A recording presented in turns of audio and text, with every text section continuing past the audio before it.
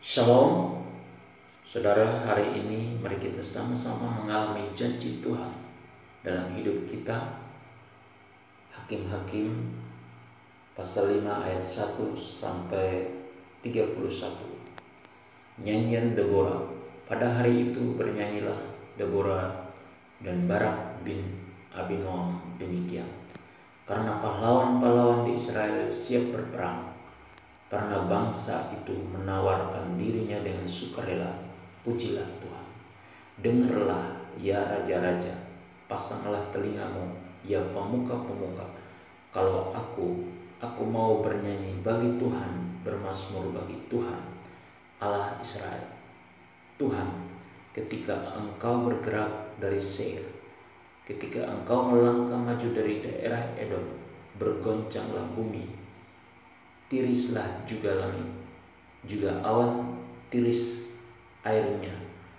Gunung-gunung yakni Sinai bergoyang di hadapan Tuhan, di hadapan Tuhan Allah Israel.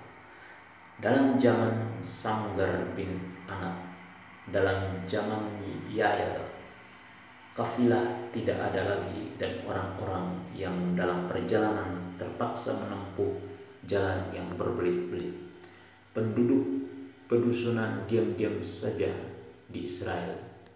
Ya, mereka diam-diam sampai engkau bangkit, Deborah, bangkit sebagai ibu di Israel. Ketika orang memilih Allah baru, maka terjadilah perang di pintu gerbang. Sesungguhnya perisai ataupun tombak tidak terlihat di antara 40.000 orang Israel. Hatiku tertuju kepada para panglima Israel, kepada mereka yang menawarkan dirinya dengan sukarela di antara bangsa itu.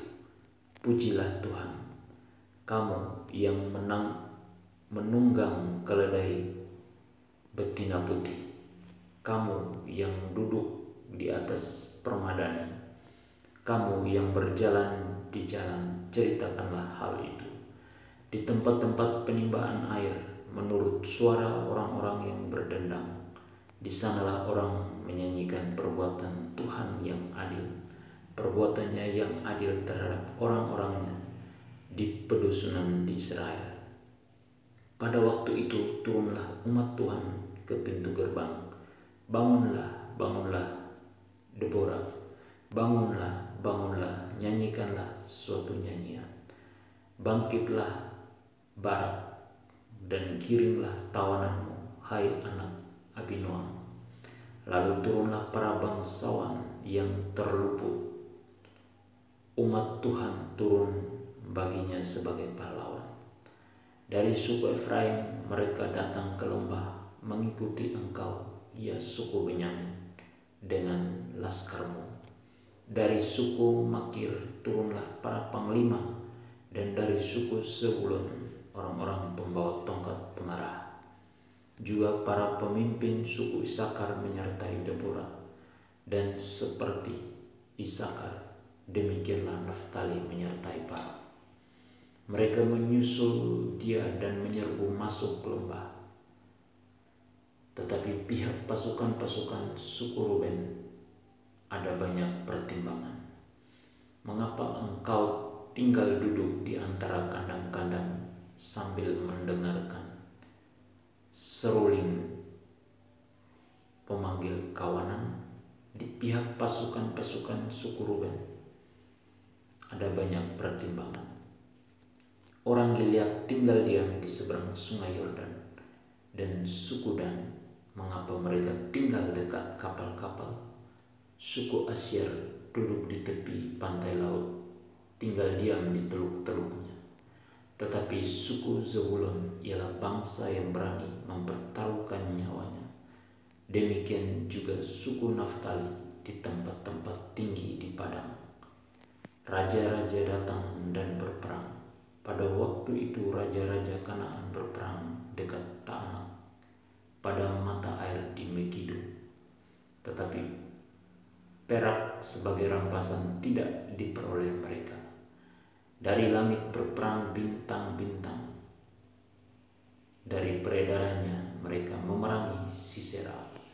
Sungai Kison hanyutkan musuh. Kison, sungai yang terkenal dari dahulu kala itu. Majulah sekuat tenaga, hai jiwaku. Ketika itu menderaplah telapak kuda karena berpacu lari kuda-kudanya. Kutukilah kota Meros, firman malaikat Tuhan.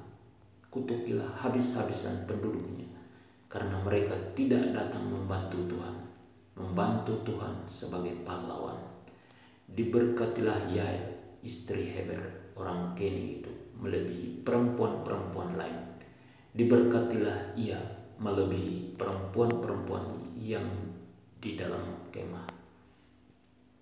Air diminta orang itu, tetapi susu diberikannya.